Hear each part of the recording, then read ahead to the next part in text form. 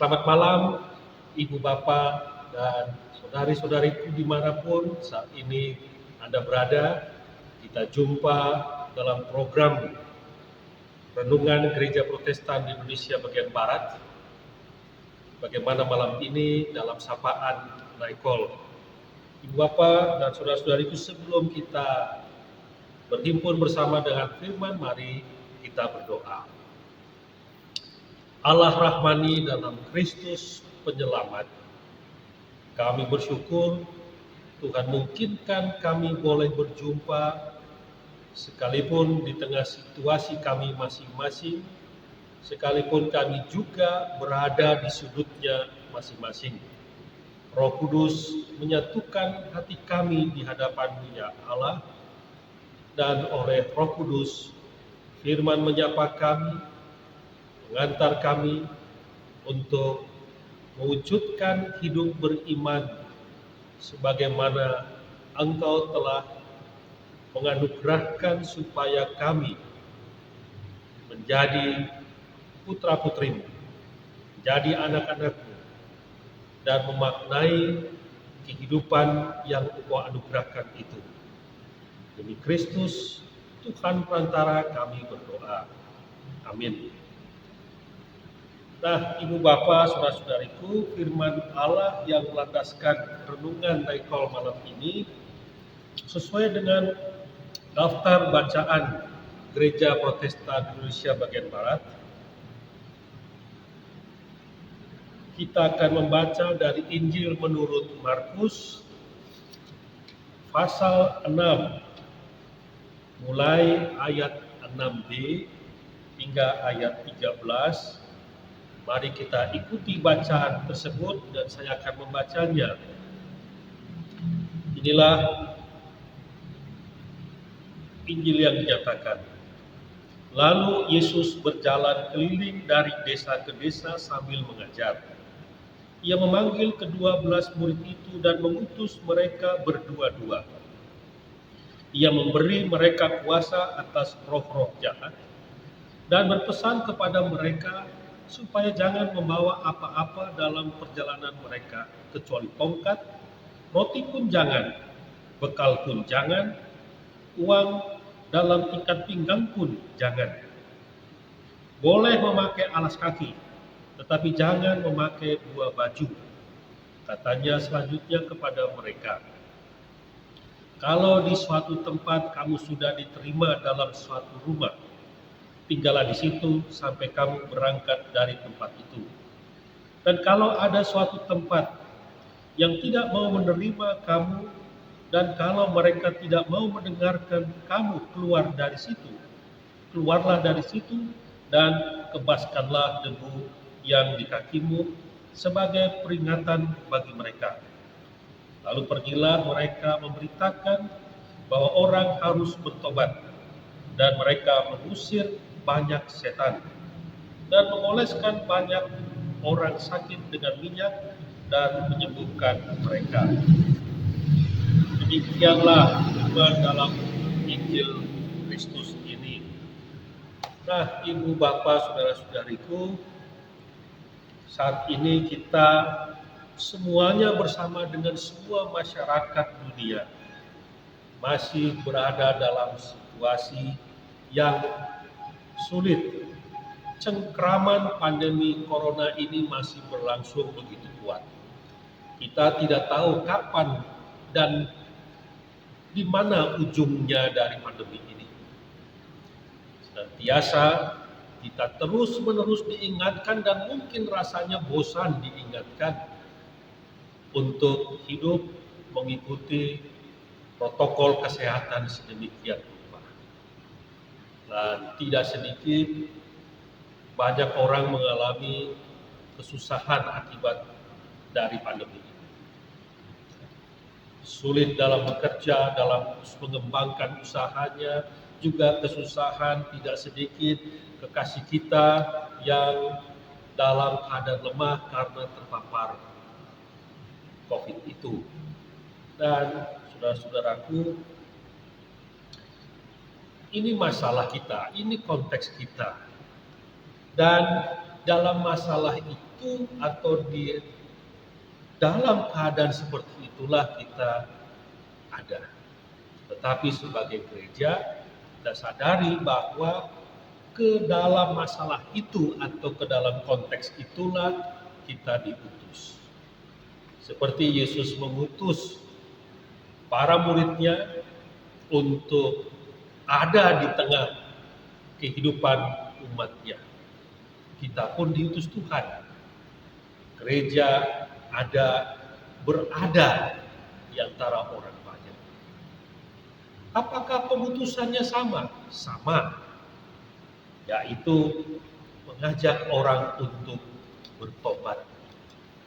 Tidak gampang. Murid-murid juga mengalami kesusahan untuk mengajak orang bertobat. Karena kalau mengajak orang bertobat itu berarti merubah dari kebiasaan. Bertobat yang dimaksudkan di sini tentu bukan hanya bertobat dalam persoalan yang umum atau persoalan yang jelas seperti misalnya bertobatlah kalau tadinya penjahat, kalau tadinya pencuri atau tadinya maling atau tadinya tukang bully orang atau tadinya dia melakukan sesuatu yang buruk lah begitu, bukan hanya itu. Tetapi yang diajak bertobat di sini yaitu dari hal-hal yang karena tadi katakan bahwa bertobat itu artinya berubah dari kebiasaannya, dari kecenderungannya. Kecenderungannya tadinya dia egois, kecenderungannya tadinya dia harus yang mendapat perhatian. Tadinya dia yang selalu diutamakan. Tadinya tukang menuntut banyak ini dan itu. Kalau sudah berubah kan berarti nggak begitu lagi. Nah ini bukan hal yang gampang. Jadi, tapi bukan hanya itu. Berubah juga dari kebiasaan yang dituntut oleh keadaan yang saat ini mau tidak mau kita harus merubah suatu kebiasaan. Tadinya kita sudah bersih, cukup dengan mandi 2 kali sehari, sikat gigi, oke, sudah bersih. Tapi ternyata tidak cukup. Sekarang saya itu merasa kalau nggak cuci tangan itu kayaknya ada yang kurang. Kalau nggak semprot-semprot tangan, nah ini nggak semprot-semprot tangan begini pakai hand sanitizer, kayaknya kurang. Habis kasih masuk uang di kantong persembahan, cenderung untuk semprot lagi. Kebiasaan baru. Apakah kebiasaan ini menjadi kebiasaan seterusnya? Seterusnya, jadi habit. Sekalipun dinyatakan corona ini sudah melandai dan kita bebas, tapi bukan berarti kebiasaan itu berhenti, tetap terus. Nah, gereja mari menjadi pelopor. Saudara dan saya diutus ke sana. Menjadi pelopor, menjadi inspirator, menjadi pengajak untuk membuat suatu kehidupan, keadaan, kebiasaan yang baru. Untuk apa? Untuk kebaikan kita semuanya. Untuk apa? Untuk kesehatan kita semuanya. Kita kan mau umur panjang, mau hidup bahagia, tidak lagi dalam kecemasan atau ketakutan. Kita mau sembuhkan semuanya. Seperti murid-murid diutus untuk memberikan kesembuhan. Tentu kesembuhan yang total, kesembuhan fisik, kesembuhan juga rohani, kesembuhan seutuhnya. Demi apa? Demi keselamatan. Dan bagaimana dapat sembuh? Saudara-saudariku, Bapak Ibu, orang kita hampiri mereka yang sakit, yang tertekan jiwanya. Kita hampiri mereka yang dalam keadaan gundah, yang dalam keadaan sulit. Kita hampiri. Jangan akhirnya dalam keadaan situasi sulit seperti itu, ya orang bilang, awas, kuasa gelap nanti akan menggiring untuk akhirnya jatuh dalam pencobaan. Kita datang, kita teguhkan imannya, lawatan kita kepada mereka. Saudara-saudariku, apa perlu bawa minyak? Memang minyak pada masa kuno dipakai untuk proses penyembuhan. Pada masa kuno minyak dipakai untuk pengobatan. Dan dengan minyak Tuhan bisa bekerja. Tuhan bisa memakai minyak untuk kesembuhan. Banyak hal. Tidak hanya minyak. Obat-obatan yang diberikan. Air putih pun, kalau kita lakukan itu dalam nama Tuhan, dalam pengharapannya, dalam imannya, bukan sesuatu yang mustahil. Tuhan bekerja di sana. Kehadiran kita pun, saudara-saudariku, bisa menjadi obat untuk mereka yang dalam situasi keterpurukan, kejatuhan, karena jatuh lalu membuat hati atau perasaan jatuh, down. Kedatangan saudara dan saya kepada mereka dapat mengobati, memberikan kekuatan, memberikan harapan baru. Pandemi ini masih berlangsung. Kita tahu itu. Kita tidak bisa anggap remeh. Dan dengan kesatuan kita, Bapak Ibu, saudara-saudariku, kesatuan kita sebagai gereja, mari kita bekerja mewujudkan apa yang Tuhan Yesus percayakan kepada kita sebagai gereja yang saudara dan saya ada untuk dunia ini, untuk mereka yang membutuhkan kekuatan dan pengharapan baru.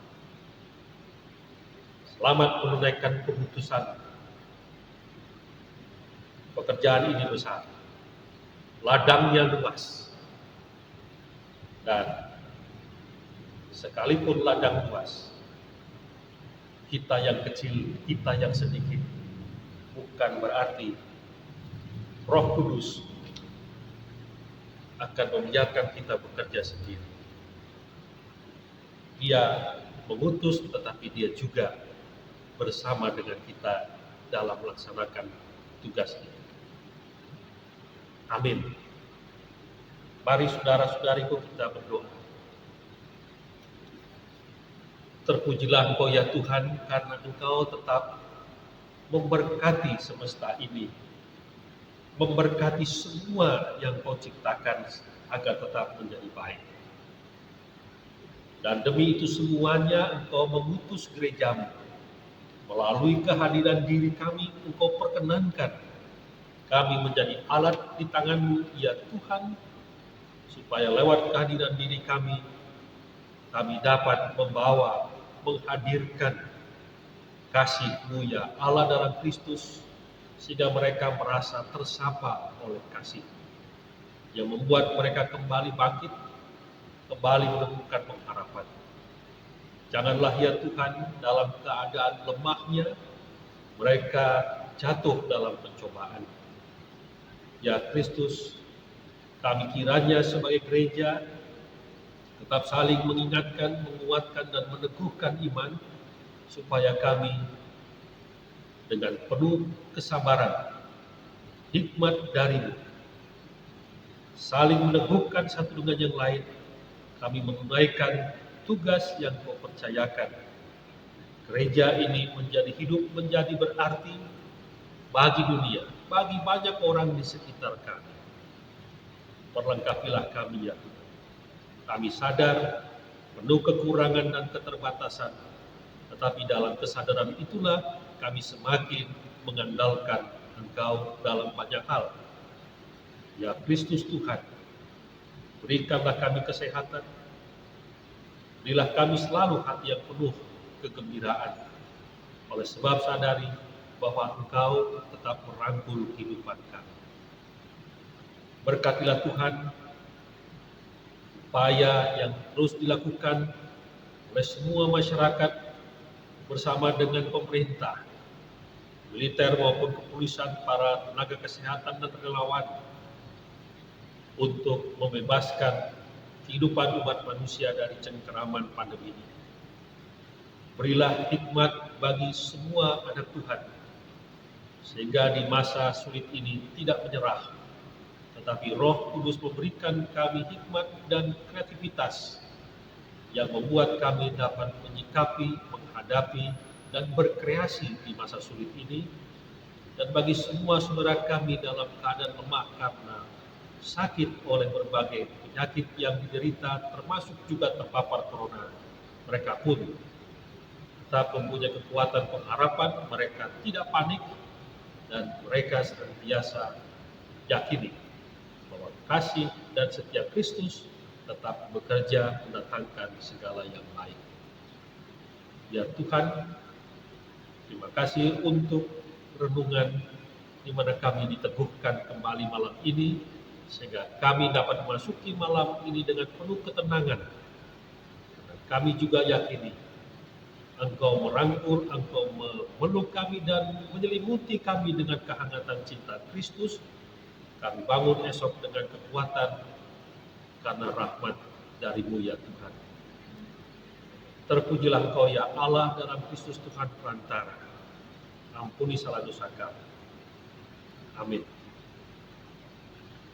Bapa, sekian renungan Naikol malam ini. Damai dan sejahtera dari Kristus tetap menyertai saudara-saudari sekalian.